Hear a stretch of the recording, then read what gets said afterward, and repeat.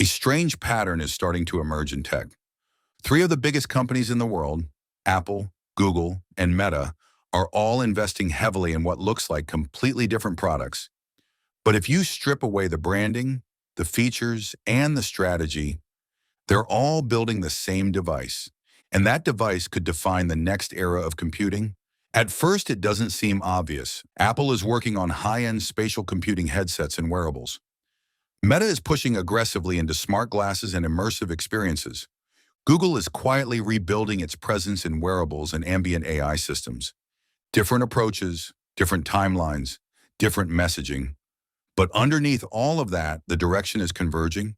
They're all trying to build a device that replaces how you interact with technology. Not your phone specifically, but the way you use it. To understand why, you have to look at the problem they're all trying to solve. Right now, the smartphone is still the center of everything. It's where apps live. It's where services are accessed. It's the main gateway between you and the digital world. But it has limitations. It requires attention. It pulls you into a screen. It forces you to stop what you're doing and interact with it. And for years, that was fine. But now the industry is starting to move beyond that model. Because the next phase of computing isn't about better screens. It's about removing the need for them. That's the real goal. And that's why all three companies are heading in the same direction. They're building devices that sit closer to you, understand context, and reduce the steps between intention and action. Apple's version of this is controlled, polished, and ecosystem-driven. They're focused on spatial computing, blending digital content into the real world.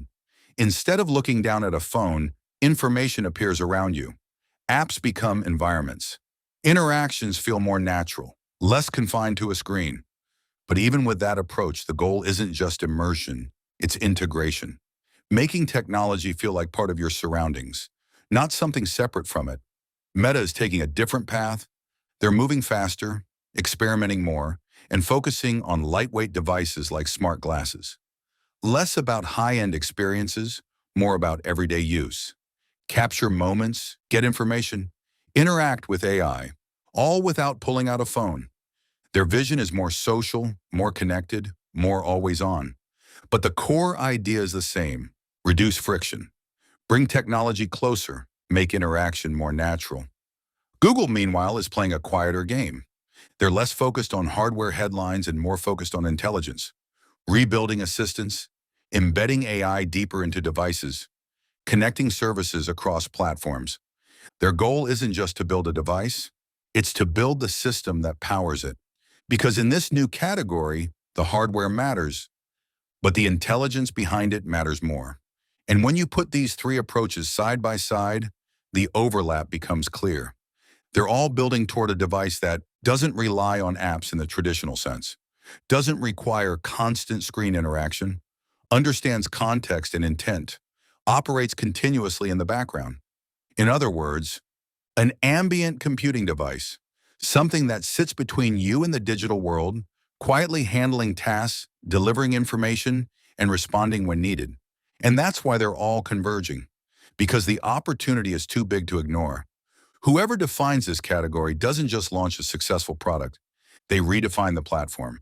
And in tech, platforms are everything. The smartphone wasn't just a device, it created the app economy. It determined how companies reach users. It controlled how services were distributed. The next device will do the same, but in a different way.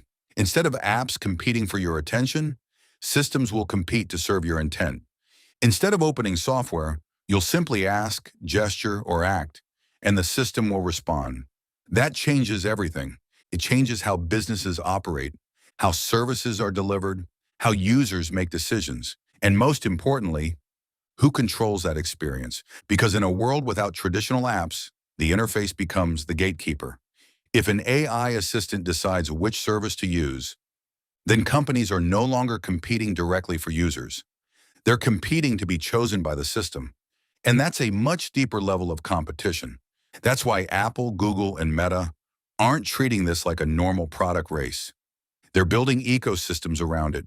Apple is integrating it tightly with its hardware and services.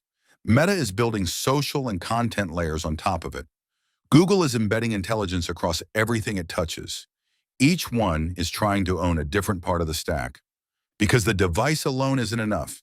It's the combination of hardware, software, and infrastructure that creates control. But there's a reason this isn't obvious yet. The technology isn't fully ready. Battery life is still a challenge. Form factors are still evolving. User behavior hasn't caught up. And there's still no must-have use case that makes people switch immediately.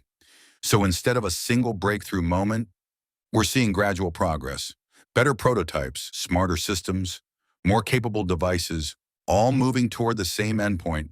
And when it finally clicks, it won't feel like three companies building different things. It will feel like one category suddenly making sense, just like smartphones did. But until that moment arrives, it looks fragmented. Different devices, different strategies, different visions. Even though the destination is the same, a device that replaces the way you interact with technology itself, not by being more powerful, but by being more invisible. And that's the real reason Apple, Google, and Meta are all building the same device, because they're not chasing a product. They're chasing the next platform. And whoever gets there first doesn't just win the market, they define what comes next.